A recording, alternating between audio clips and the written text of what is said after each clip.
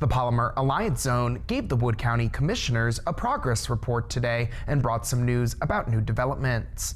PAZ President Keith Burdett says the zone has grown from 3 counties to 10 since its founding 30 years ago and will expand to 12 by the end of this year. Burdett highlighted several recent wins, including a Columbus metal fabricating company called Sauer that leased 80,000 square feet of property and is expected to bring around 40 jobs to the area this year. He also announced that a second delegation of Japanese business executives will visit Parkersburg in mid-July, a follow-up to a previous visit connected to Somar, a Japanese manufacturer operating in Davisville. Burdett also highlighted development opportunities throughout the region, saying there are many old industrial sites in the area that could attract businesses if they received some rehabilitation.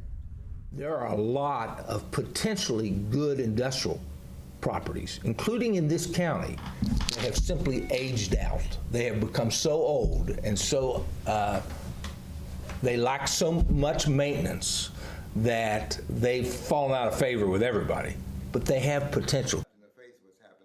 Burdett says PAZ is moving forward on a site readiness project that could support up to 3 new industrial buildings.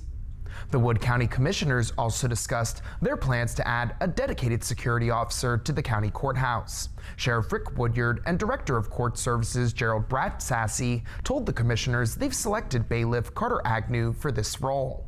Agnew is state certified and academy trained and is expected to transition into the position as early as next month.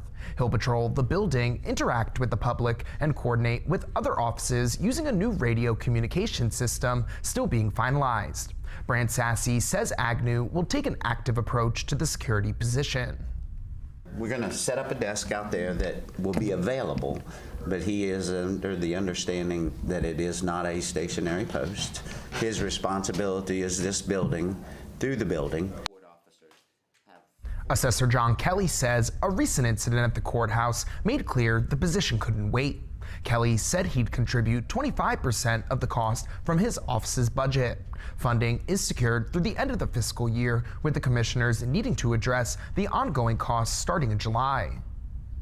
The County Commissioners today also certified the results of the May 12th primary election. In West Virginia, county commissions are requested by law to canvass and certify election results. The Commissioners canvassed the results last week on the Monday after the election. They are required by law to wait at least 48 hours to certify the results, according to County Clerk Joe Gonzalez. During the canvassing, the certification process, the Commissioners reviewed the official vote tallies and sign off on their accuracy before the results are transmitted to the Secretary of State.